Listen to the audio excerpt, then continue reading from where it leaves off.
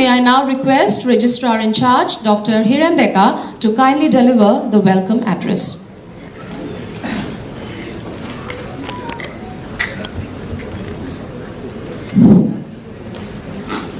নমস্কাৰ কটন বিশ্ববিদ্যালয়ৰ 126 সংখ্যক প্ৰতিষ্ঠা দিৱস উপলক্ষে আয়োজিত এই পবিত্ৰ অনুষ্ঠানত উপস্থিত সম্মানীয় অসমৰ মহামহিম ৰাজ্যপাল তথা কটন বিশ্ববিদ্যালয়ৰ আচাৰ্য শ্ৰী লক্ষ্মণ প্ৰসাদ আচাৰ্য মহোদয়, কটন বিশ্ববিদ্যালয়ৰ সম্মানীয় উপাচাৰ্য অধ্যাপক ৰমেশ চন্দ্ৰ ডেকা, অশোকা বিশ্ববিদ্যালয়ৰ ৰসায়ন বিভাগৰ অধ্যাপক IISER আৰু CSR NCLৰ প্ৰাক্তন সঞ্চালক তথা আমন্ত্ৰিত বক্তা অধ্যাপক সৌৰভ পল ডাঙৰীয়া, সম্মানীয় কাৰ্যবাহী পৰিষদৰ সদস্যসকল, শৈক্ষিক পৰিষদৰ সদস্যসকল, অতি চৰ্দাৰ অৱসৰপ্ৰাপ্ত শিক্ষাগুৰুসকল, সম্মানীয় অধ্যাপক অধ্যাপিকাসকল, আমাৰ পূৰ্বৰ ভাইচ চেঞ্চেলৰ ভৱেশ চন্দ্ৰ গোস্বামী ছাৰ,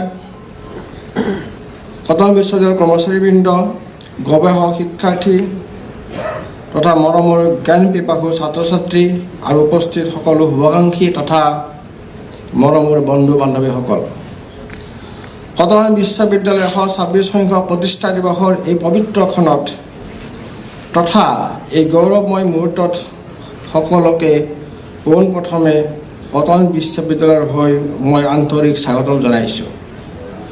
আজিৰ এই অনুষ্ঠানত মহামহিম ৰাজ্যপাল শ্ৰী লক্ষ্মণ প্ৰসাদ আচাৰ্য মহোদয়ৰ উপস্থিতিয়ে আমাক যথেষ্ট সাহস আৰু উৎসাহ যোগাইছে।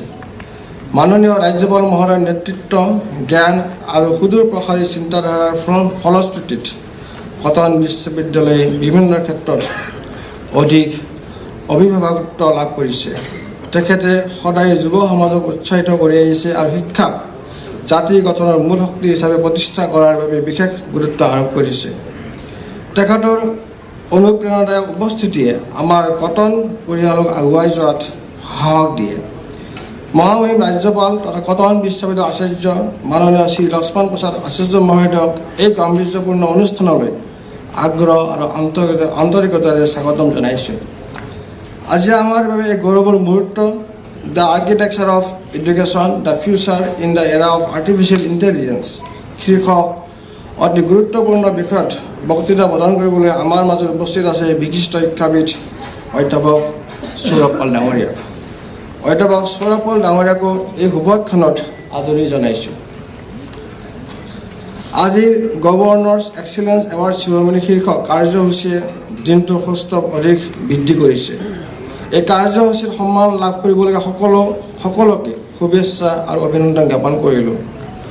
1901 চনৰ 27 মে প্ৰতিষ্ঠা লাভ কৰা জ্ঞান আৰু সাংস্কৃতিক ঐতিহ্য বহন কৰি অহা কটন কলেজ, কটন বিশ্ববিদ্যালয়ৰ আজিৰ এই গৌৰৱোজ্জ্বল দিনটো স্মৰণীয় হ'ব বুলি আশা কৰিলোঁ।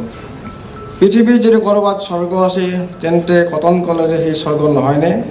বিশিষ্ট সাহিত্যিক, সাংবাদিক তথা এগৰাকী জনপ্ৰিয় কটনিয়ান হোমেন বৰগোহাঞিদেৱে কটন কলেজক পৃথিৱীৰ স্বৰ্গ বুলি অভিহিত কৰিব খুজিছিলে। সঁচাকৈয়ে কটন নামৰ এই সুবিশাল বটবৃক্ষজোপাৰ শিপা বিভিন্ন প্ৰান্তলৈ বিয়পি আছে। বিদ্যা দদাতি বিনয়ম, বিনয়ত অতি পাত্ৰতাম, পাত্ৰতাত ধনমাপ্ততি, ধনাত ধৰ্ম তথা সুখম। অৰ্থাৎ বিদ্যাই মানুহক বিনয়ী হ'বলৈ শিকায়, বিনয়ীৰ পৰা যোগ্যতা আহে, যোগ্যতাৰ পৰা ধন সম্পদ লাভ হয়, ধনৰ পৰা ধৰ্ম বা সৎ কাম হয় আৰু তাৰ ফলত সুখ লাভ হয়। এই বিদ্যাৰ অদ্বিতীয় স্থান হিচাপে কটন কলেজ, কটন বিশ্ববিদ্যালয়ে যুগে যুগে শৈক্ষিক, সাংস্কৃতিক, ৰাজনৈতিক, সামাজিক মানচিত্ৰত চিন ৰাখি আহিছে। ভৱিষ্যতত সোণালী সপোন দেখা এজাক অদম্য আৱেগে যেতিয়া হেঁপাহৰ নিচান উৰুৱাই সমাগত সময়ৰ সাকিন বিচাৰি সংগ্ৰামৰ বললৈ সাঁতুৰি এবুকু সাহসে যেতিয়া জাতি প্ৰেমৰ এঙাচলা পিন্ধি আগুৱাই যায়, তেতিয়া আৰম্ভ হয় এক যাত্ৰা, যি যাত্ৰা অবিৰত, অক্ষত, অপ্ৰতিৰোধ্য। বিংশ শতিকাৰ প্ৰথম দশকত এইখন অসম ভূমিত আৰম্ভ হৈছিল তেনে এক প্ৰজ্ঞাৰ যাত্ৰা, যাৰ নাম কটন কলেজ।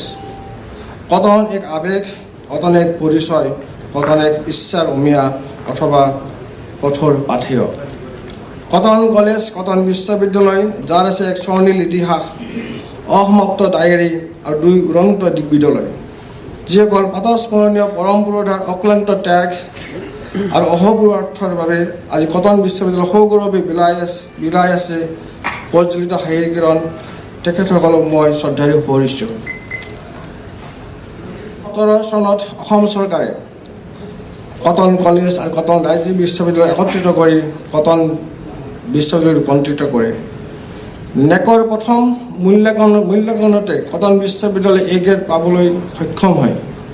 এয়া কটন আৰু প্ৰতিজন কটনীৰ বাবে গৌৰৱৰ কথা। কটন বিশ্ববিদ্যালয়ৰ ঐতিহ্যমণ্ডিত শিক্ষানুষ্ঠানক আগুৱাই নিয়াৰ ক্ষেত্ৰত সন্মানীয় উপাচাৰ্য অধ্যাপক ৰমেশ চন্দ্ৰ ডেকা ডাঙৰীয়াৰ দায়িত্ববোধ, কঠোৰ পৰিশ্ৰম আৰু সুদূৰ প্ৰসাৰী চিন্তাধাৰাই আমাক সকলোকে অনুপ্ৰাণিত কৰিছে। বিশ্ববিদ্যালয়ৰ পৰিৱেশ অধিক গতিশীল কৰি তোলাৰ ক্ষেত্ৰত তেখেতৰ অৱদান সদায় স্মৰণীয় হৈ থাকিব। বিগত দিনসমূহত কটন বিশ্ববিদ্যালয়ৰ সফলতা আৰু ঊৰ্ধমুখী যাত্ৰাৰ আঁৰত ৰমেশ চন্দ্ৰ ডেকা ডাঙৰীয়াৰ নেতৃত্ব আৰু নিষ্ঠাৰ এক বিশেষ মাৰ্গদৰ্শন আছে। প্ৰাৰম্ভিক সময়ত 70 জন ছাত্ৰৰে আৰম্ভ হোৱা কটন কলেজৰ আজি শিক্ষাৰ্থীৰ সংখ্যা প্ৰায় 6000 গৰাকী। শিক্ষা গ্ৰহণ কৰি প্ৰতি বছৰে শ শ শিক্ষাৰ্থীয়ে বিশ্বৰ বিভিন্ন প্ৰান্তত মানৱ সম্পদ হিচাপে পৰিচয় দি কটনৰ সৌষ্ঠৱ গৰিমা সাফল্যৰ সৌৰভ বিলাই আহিছে। কটনৰ সপোন ইউক্লিপটাছৰ গছৰ দৰে ওখ হৈ থাকক, কটন চিৰদিন হৈ থাকক অন্যতম অনুষ্ঠান। কটন নামৰ এই বিশেষ সত্তাটোক কেতিয়াও কোনেও বিচলিত কৰিব নোৱাৰে। প্ৰজ্ঞা, সাধনা আৰু জ্ঞানৰ নগৰী চিৰ যৌৱনা কটন। বৈদিক চৰ্চাৰ অন্যতম প্ৰাণকেন্দ্ৰ হিচাপে পৰিগণিত দেৱদৰু নগৰীৰ পৰাই প্ৰতি বছৰে দেশ বিদেশত জিলিকি উঠে এজনৰ পিছত আনজন কটনীয়ান।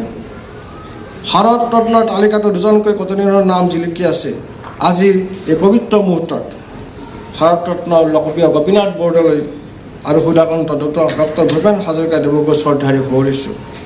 দেশৰ সৰ্বোচ্চ ন্যায়ালয়ৰ প্ৰথমগৰাকী অসমীয়া মুখ্য ন্যায়াধীশৰ পৰা আৰম্ভ কৰি মুখ্যমন্ত্ৰীলৈকে এনে বিভিন্ন গুৰুত্বপূৰ্ণ পদত কটনীয়ানে সুচাৰুৰূপে দায়িত্ব পালন কৰি আহিছে।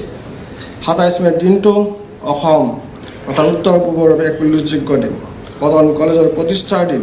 কটন এই আৱেগিক সত্তাটোৰ আছে কেতিয়াও পাহৰিব নোৱাৰা ত্যাগ আৰু বহু অলিখিত কাহিনী। প্ৰতিষ্ঠা কালৰে পৰাই কটনে বিভিন্ন আন্দোলনৰ নেতৃত্ব লৈছে। প্ৰতিজন প্ৰাক্তন কটনীয়ান আমাৰ বাবে সাহস। সুধাকান্ত, ভাৰত ৰত্ন ডক্টৰ ভূপেন হাজৰিকাদেৱে গীতৰ মাজেৰে উল্লেখ কৰিছে, জ্ঞানত গভীৰ, বিজ্ঞানৰ গভীৰ, খেলত সুস্থিৰ, কলাত অধীৰ, হৈ আগবাঢ়ো আমি কটনীয়ান। যোৱা শতিকাৰ ঐতিহ্যৰে আগুৱাই অহা হৈছিও বলিয়ান, কটনীয়ান আমি Cottonian.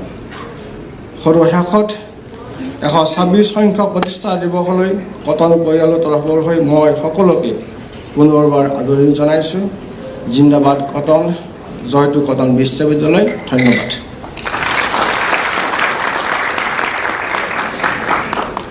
Thank you, Dr. Deka, for beautifully encapsulating the journey of cotton in your welcome address.